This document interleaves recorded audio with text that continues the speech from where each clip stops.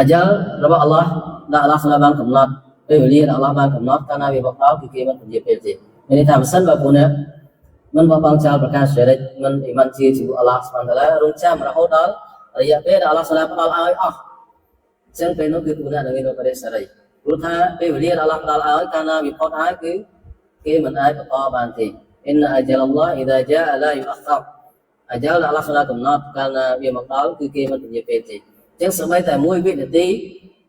ដែលអ្នកដែលអាយុដែលអល់ឡោះកំណត់ឲ្យគាត់មកដល់គាត់រងកសុំពន្យារឿងយកអ្វីដែលគាត់មានទាំងអស់ជាធ្នូដើម្បីដោះដូរនឹងការពន្យាពេលសូម្បីតែ1វិនាទីគឺមិនទទួលយកទេគេមិនទទួលយកទេចឹងតើឱកាសដែលមានវិលត្រឡប់ទៅរកអល់ឡោះស្មានតាឡាមុនពេលដែលគេនាំទៅជួបនឹងអល់ឡោះស្មានតាឡាទោះបីមិនចង់វិលត្រឡប់ប៉ុន្តែថ្ងៃណាមួយគេនឹងនាំបុគ្គលគ្រប់រូបត្រឡប់ទៅជួបនឹងអល់ឡោះស្មានតាឡាចឹងជាការប្រសើរដែលវិលត្រឡប់ទៅរកអល់ឡោះស្មានតាឡាមុនពេលដែលគេនាំត្រឡប់ទៅរកអល់ឡោះស្មានតាឡាដែលគ្មានជំរឹះចឹងនៅក្នុងអាយ៉ាតអល់ឡោះបានបញ្ជាក់ប្រាប់ហើយជាការពមៀនផងដែរថា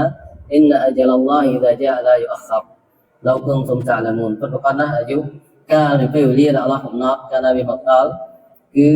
គេមិនពន្យាពេលនោះទេលោកគង់សុំតាឡាមូនប្រសិនបើពួកអ្នកដឹងមនុស្សគឺត្រូវរស់នៅក្នុងការតវ៉ាត់មកបងចោលប្រការសិរិទ្ធិជាមួយអល់ឡោះស៊ុបហានវតាឡា